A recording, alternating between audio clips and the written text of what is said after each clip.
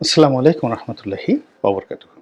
সম্মানিত দর্শক, ডক্টর মোহাম্মদ ইউনূসের যে অন্তর্বর্তীকালীন সরকার, সেখানে উপদেষ্টা রূপে একজন চলচ্চিত্রের পরিচালক, নাটক নির্মাতা এবং সাংস্কৃতিক ব্যক্তিত্ব জনাব মুস্তফা সরোয়ার ফারুকী তাকে নিয়োগ দেওয়া হয়েছে। আর আরেকজন ব্যবসায়ীকে নিয়োগ দেওয়া হয়েছে, বাংলাদেশের শীর্ষ ব্যবসায়ী শেখ বশির উদ্দিন, আকিজ গ্রুপের অন্যতম কর্ণধার এবং বাংলাদেশের শিল্প বাণিজ্যের যে উজ্জ্বল নক্ষত্র মরহুম আকিজ উদ্দিন, আকিজ বিড়ির ব্যবসা দিয়ে যার শুরু। তো তিনি যে বাংলাদেশে ব্যবসা বাণিজ্যে মাইলস্টোন স্থাপন করেছেন, তার সন্তানেরা, তার একাধিক বিয়ে ছিল, 4টি বিয়ে তিনি করেছিলেন এবং তার সেই 4 ঘরের সন্তান সন্ততি মিলিয়ে এখন প্রায় 15-16 জন। এবং অবাক করার ব্যাপার হলো যে এই 15-16 জন ছেলে মেয়েরাই ব্যবসা বাণিজ্য করছেন এবং তারা সবাই ভালো ব্যবসা করছেন। স্ব ক্ষেত্রে সফলতার একেবারে স্বর্ণশিখরে। এখন আকিজ গ্রুপ বাংলাদেশে একটা সবচেয়ে বড় ব্র্যান্ড এবং তাদের পরিবারের সকল প্রতিষ্ঠানে যত লোক চাকরি করে, এটি আর অন্য কোনো প্রতিষ্ঠান চাকরি করে না। তো এই আকিজ সাহেবের ছেলে মেয়েদের যে শিল্প প্রতিষ্ঠানগুলো রয়েছে, এগুলো এই যে যেমন আদ্দিন হাসপাতাল, এ কত বড় আপনি না গেলে বুঝতে পারবেন না। বিশাল আদ্দিন হাসপাতাল, তার বড় সন্তান। কিংবা তাদের চামড়া ব্যবসা রয়েছে, বিশাল চামড়ার ফ্যাক্টরি। এখানে তার আর এক ছেলে মমিন উদ্দিন, সেটা এশিয়ার সবচেয়ে বড় চামড়ার ফ্যাক্টরি, যেটা 10 লক্ষ মিটার চামড়া তারা প্রসেস করে, যেটি এশিয়াতে অন্য কোনো চামড়ার ফ্যাক্টরি নেই, যশোরে নোয়াপাড়াতে।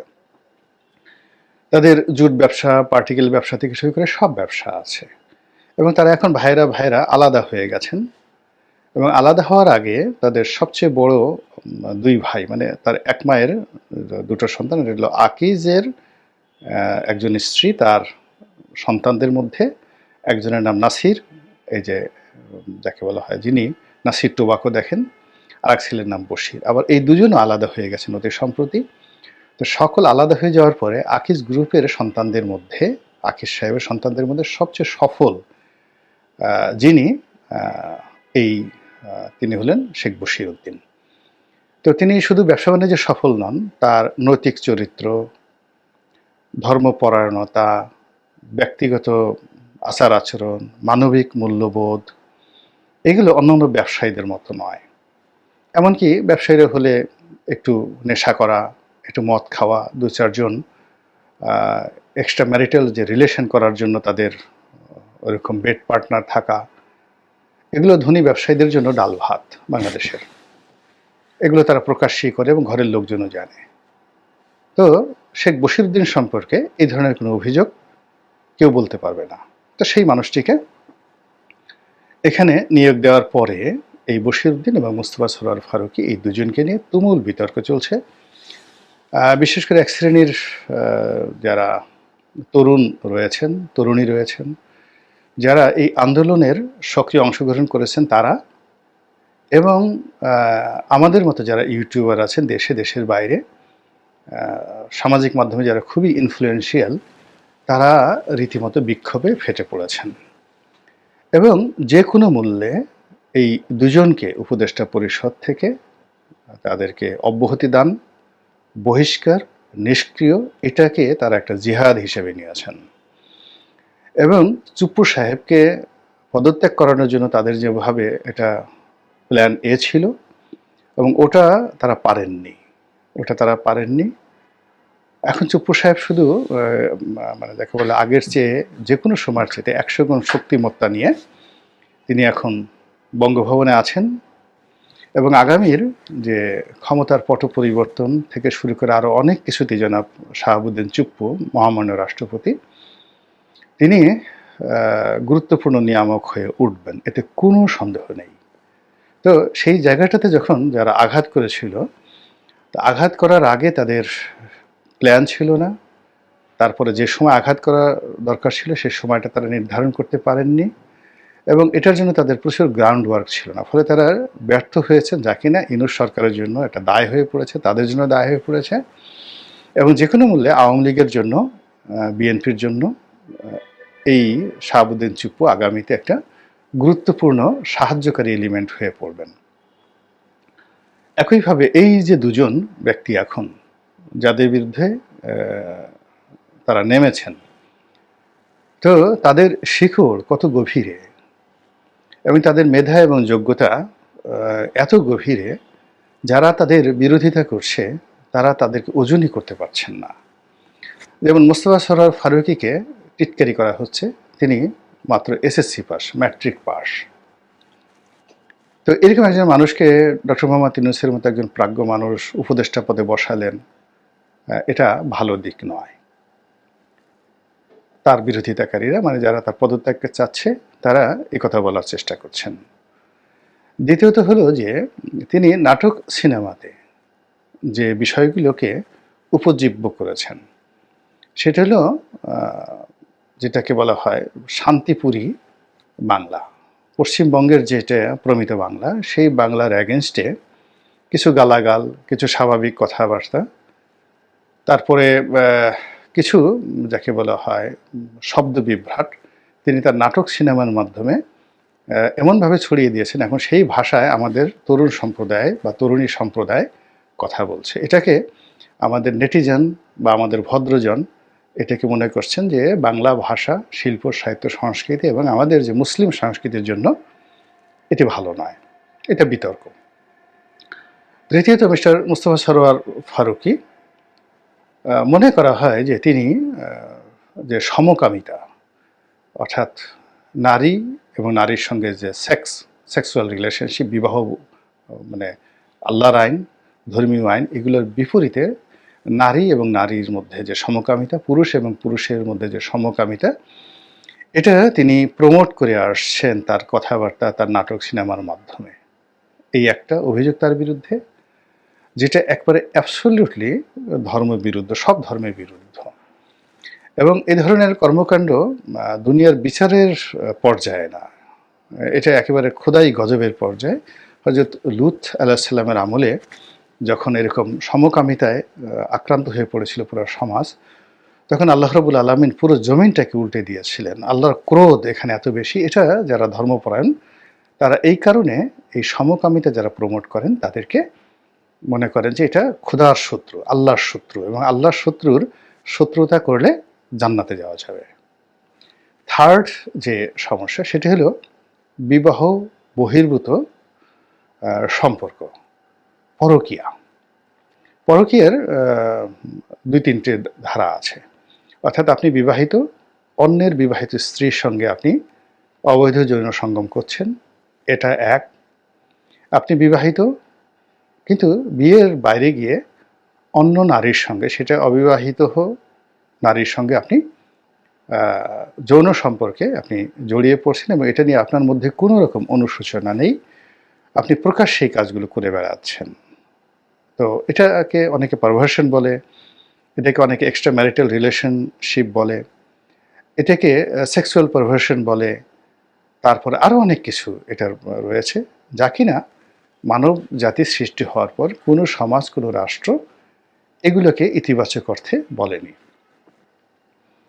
তো এই বিষয়গুলো মিস্টার ফারুকী তার নাটক সিনেমাতে তিনি এটা চমৎকারভাবে ফুটিয়ে তুলেছেন এবং জনপ্রিয় করার চেষ্টা করেছেন। প্রায় তার সব নাটকই এরকম এক্সট্রা ম্যারিটাল সম্পর্ক, বিয়ে বহির্ভূত, স্বামী হয়তো বিদেশে, স্ত্রী এখানে কারোর সঙ্গে রঙ্গলীলা করছেন, বা ছেলেরা একটা ফ্ল্যাটে থাকে, লিটনের ফ্ল্যাটে থাকে, ওখানে আপনি ইচ্ছে করলে গিয়ে সেখানে আপনি সেক্সুয়াল রিলেশনশিপ করে আসতে পারেন, আপনার কারো পছন্দ হলো, চলো লিটনের ফ্ল্যাটে যাই। এরকম অনেকগুলো বিষয় তার বিরুদ্ধে রয়েছে।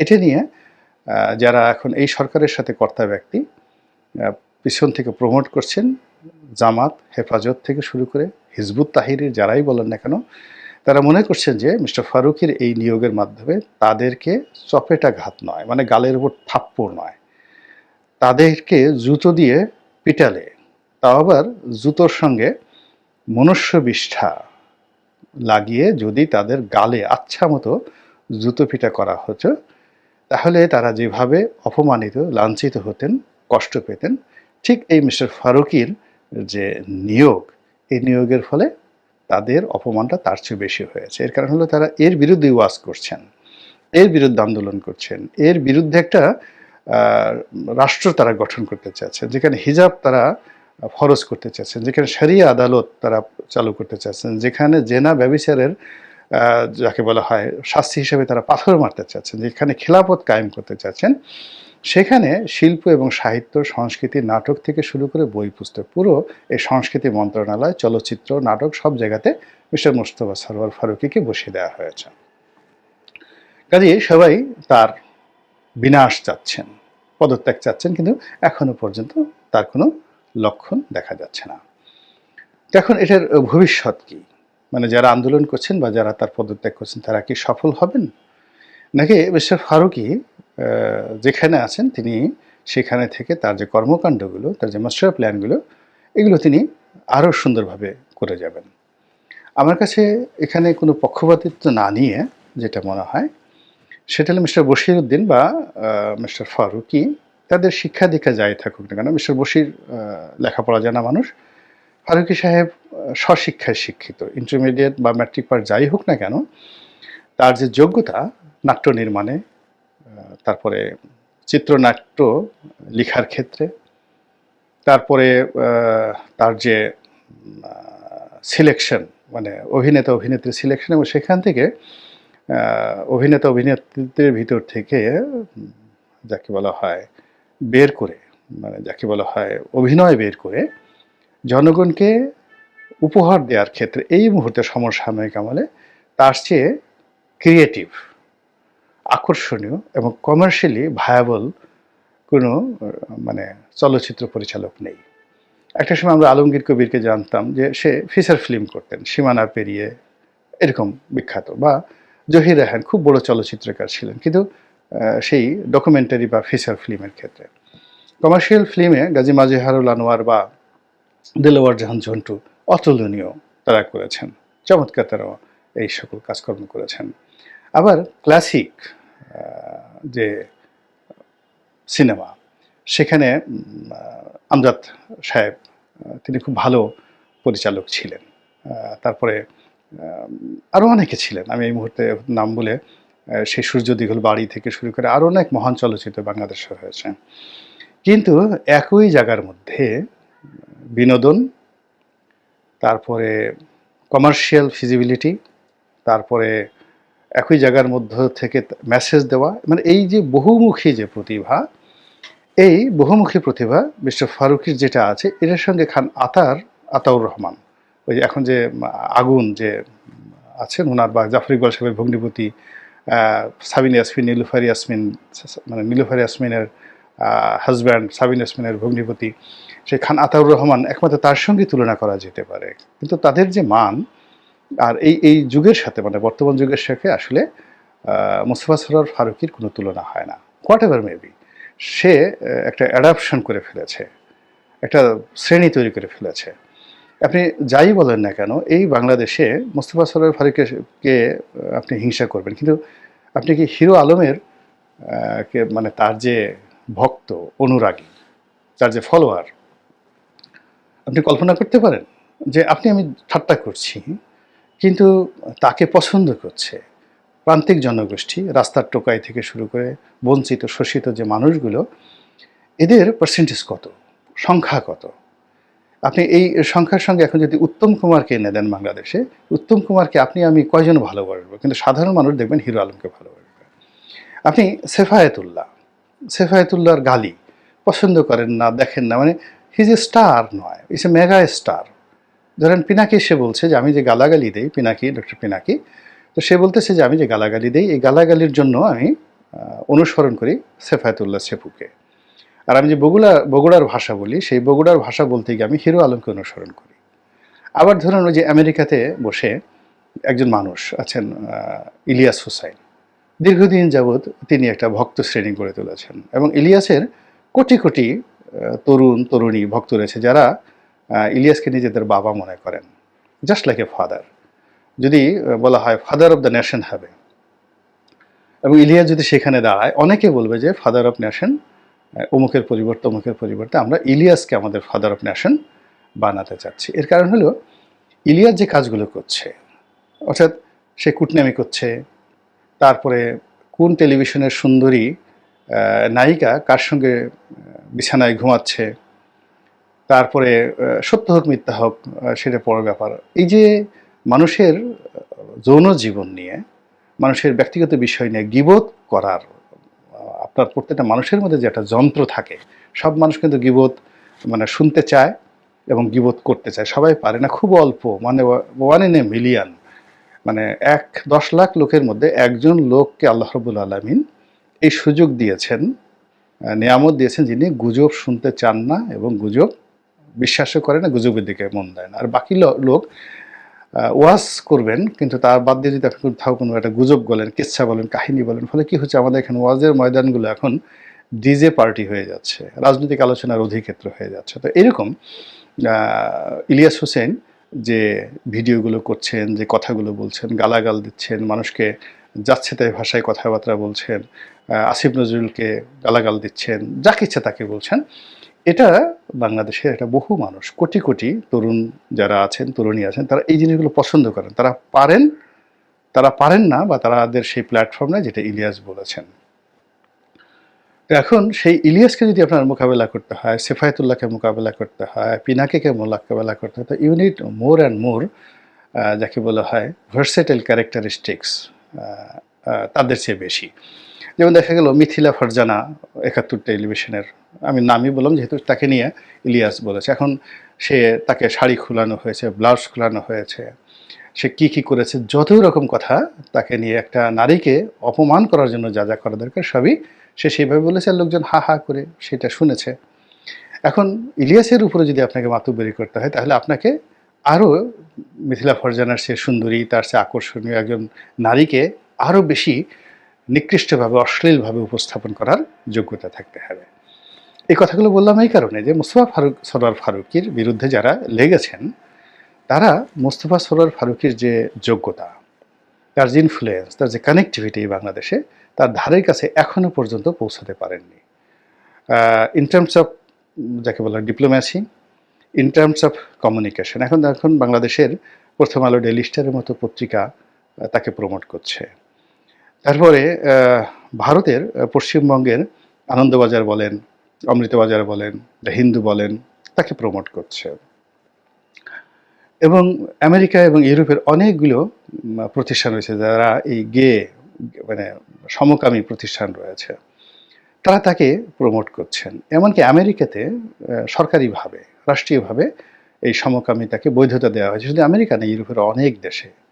তো সেই যে সংগঠনগুলো সেখানে রয়েছে শক্তিশালী, তারা কিন্তু এই মোস্তফা ফারুকীর পশম যদি কেউ টাচ করার চেষ্টা করে, অমনি সারা পৃথিবীর এই একেবারে ইসরায়েল থেকে শুরু করে ওয়াশিংটন থেকে শুরু করে প্যারিস, দেখবেন আগুন ধরে গেছে। তো এই যে মানুষ,